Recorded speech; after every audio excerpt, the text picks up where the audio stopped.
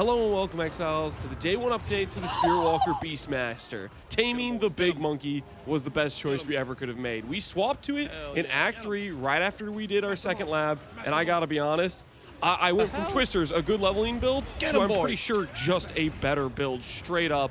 It does more damage, it's way more quality of life. I can walk around, the monkey's going hard. Quite frankly, the bear kills stuff. Even our rare tame beast with melee splash from Minion Splash is going off, and it feels fantastic up to this point. I never had a build League Start this strong. I was able to grab, I got an Overseer tablet on one of my first maps, and on my T2 maps, I was using an Overseer tablet. And if you don't know what that does, it essentially doubles to quadruples the tank of bosses, and that gave me no additional issues. It allowed me to guarantee powerful bosses every single map, which basically meant every single map I dropped an upgraded map tier, and I went straight to T15s with no issues with the monkey. Very few deaths. It was mostly just me chilling, running around, occasionally parrying for extra damage on a boss, and then reaping the rewards. Now let's go ahead and talk about a bit of the character and a bit of the progression, because there's some things that we learned through the run. Number one is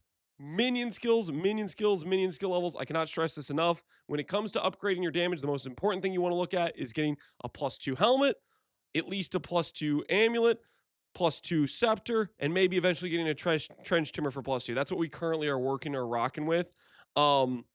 But if you're early on in Act 3, what I did is I had a +1 amulet, +1 helmet, and I think I had a +2 scepter at that point. You get the idea. Use the trade search filters provided to get items with appropriate gem levels to get yourself swapped over, and you're just going to be cruising the entire way. If you ever feel like your damage is low, either A, you need to make sure you upgraded the most recent skill gem for the level of content you're at, or B, you just need to grab another gem level or two on these gear pieces and eventually trench timber. I didn't do trench timber until I was literally like in T15 maps, and it's just some extra icing on the cake.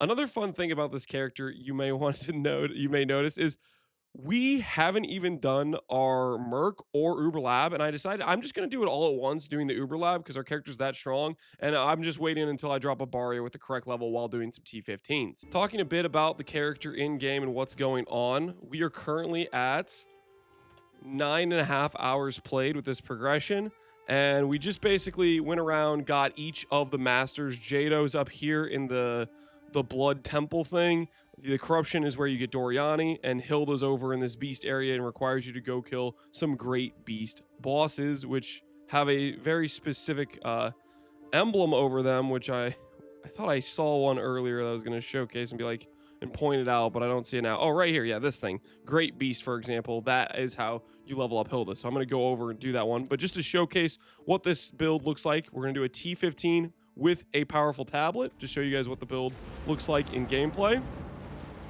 And keep in mind, all we really stressed is we use the trade search filter to buy ourselves some gear pieces with life and resistances. I don't think I want to deal with grayscale right now.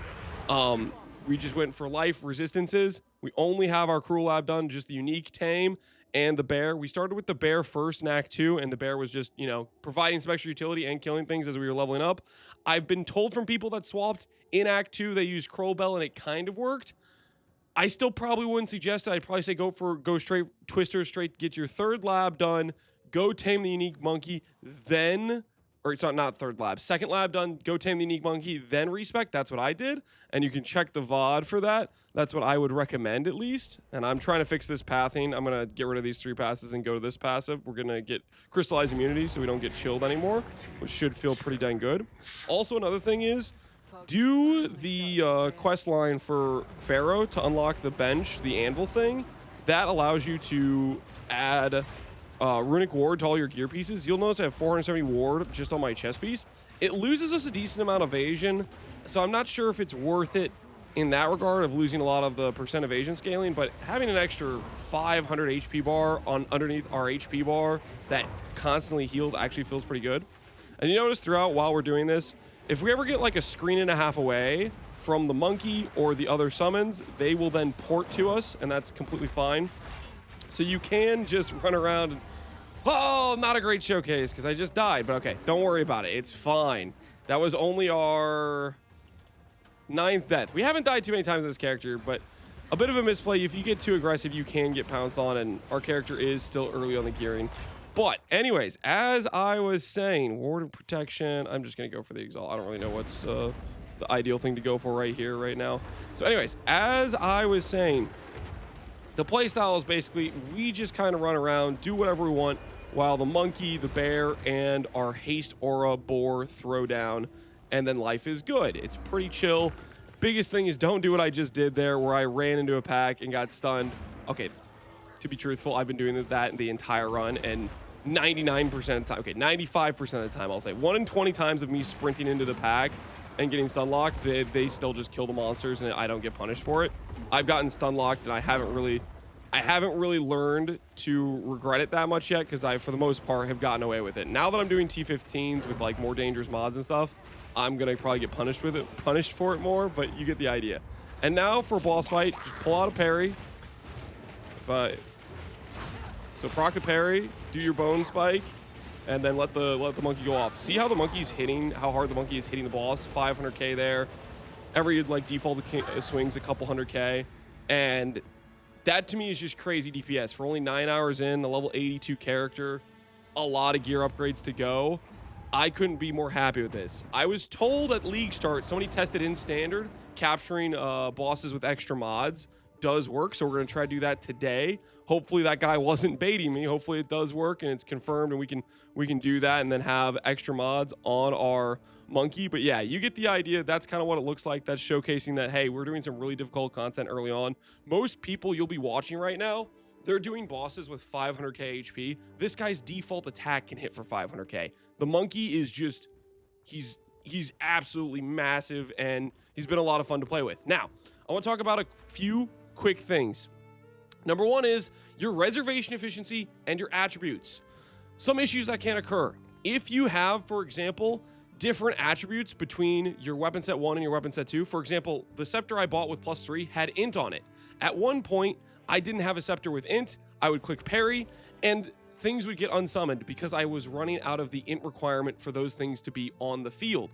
To avoid this, just make sure your spirit and your attributes match on both weapon sets. For example, this scepter has 100 spirit and this scepter has 100 spirit, but if one of them had 150 spirit and I tried to set up skeletons based on that spirit number, whenever I'd swap weapons, it would unsummon some random things. So make sure you match your spirit on both weapon sets.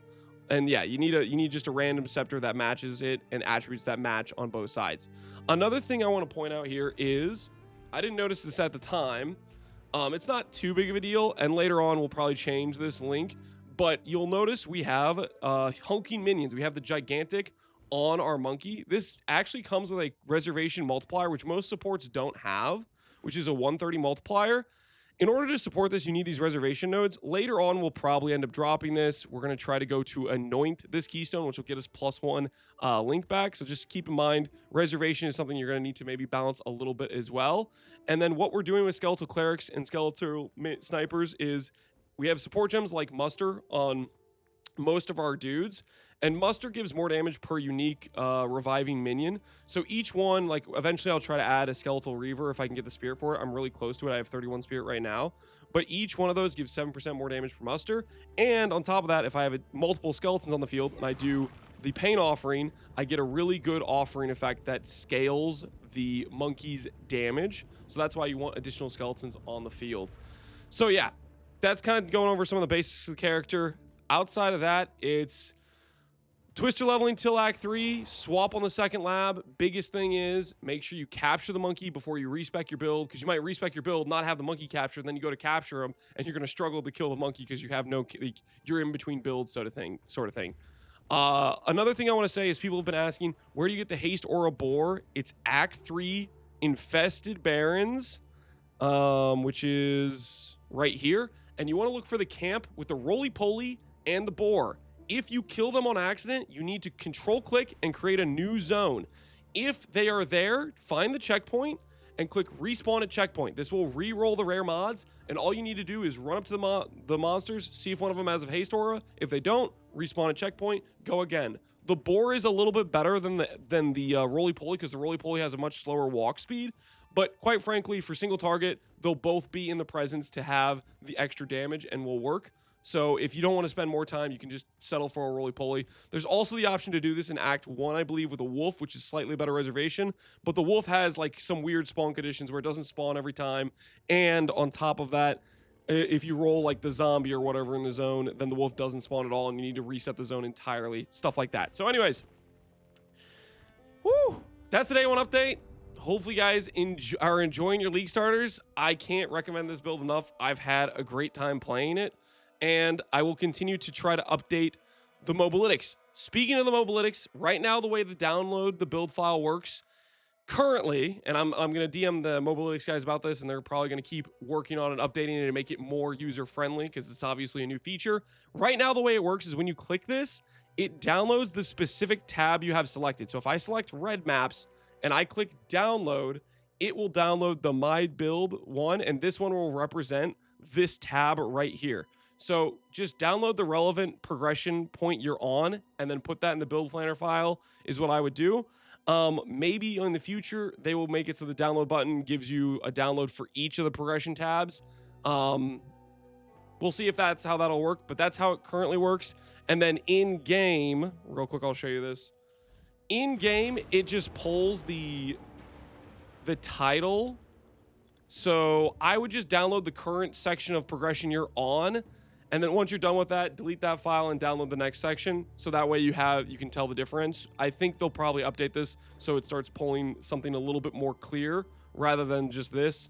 Unless they make it so the dropdown can like comprehensively tell you each of the tabs. Anyways, that's the update for day one. Hopefully you guys are having a good league start. And enjoy the monkey build, guys. It's insane. Just make sure you're getting your gem level gear, upgrade your uncut gem, and cap your res and get some life and have a good time. I'll see you in the next update tomorrow. Have a good one, Exiles.